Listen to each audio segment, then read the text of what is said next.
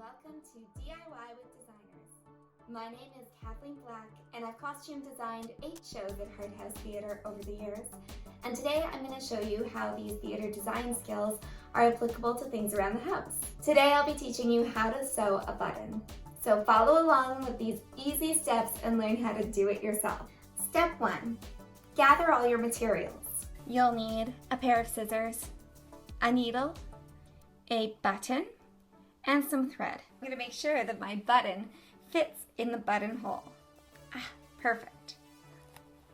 It goes in and out. Now you can pick the best thread that you have available. Something like this is the thinnest. It's from the dollar store. Something like this is a little bit stronger, and it is from a sewing store. It's a Coats thread. Gutermann's also a great brand. Lastly, there's something like this. It's strongest, and it's called a button and craft thread. You can also find Coban thread, and it's perfect for sewing buttons that are going to last and last. I'm going to show you with this regular thread because that's probably what you have at home. Now you want to take about 12 inches, and that's about from my wrist to my elbow. And I'm actually going to do it twice, like this, so that I have a little more strength in my button. Step 2. You want to thread your needle. So I've got 2 threads here. I'm going to hold them together as tight as I can. Hopefully they cooperate, and take my needle and thread them. There, thread your needle. Beautiful. They're both through the eye of my needle. So see, they're acting as one thread. Now, the next bit I'm going to do is take the end of the thread and tie it together into a little knot. There we go. That's going to stop me from pulling it all the way through my garment.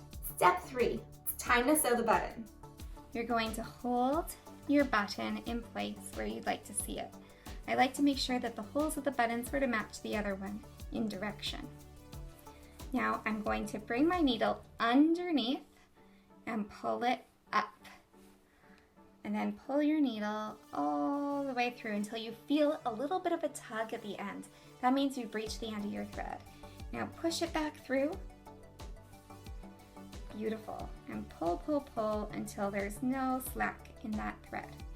Now, sometimes when you're doing a thicker fabric, you want to add a little bit of a spacer to make sure you're not sewing it too tight. So I actually just use this needle pack. It's a bit of a piece of cardboard, and I put it under the needle. And I'm going to push this back up through and go back down. Now the point is not to sew through the cardboard, but just to use it as a guide to make sure you'll have room for your buttonhole when you do up your jacket. Great. So you want to go up and down 3 times and back down. There's 3 times. Beautiful. Step 4, we're going to tie off the button. What we want to do is make a little stitch. That means your needle goes in, picks up a little bit of fabric, and out, just like that. And you want to pull until your thread forms, easier to see, a loop. Can you see the loop? We're going to take our needle and go through that loop and pull tight. That means you formed one little knot. Now I'm going to do it again. I'm going to take a stitch, push through, form a loop, and pull, pull, pull. Beautiful. Now you're going to make 2 small stitches to anchor those knots. Here you go. 1 small stitch, 2 small stitches. And now your knot will be anchored by those little stitches you've made. Step 5, snip off your thread. You are all done. There we go. Step 6, wear your garment. Well, thanks everyone for tuning into DIY with Designers through Hard House Theatre. My name is Kathleen Black, and I'll catch you next month for your next DIY.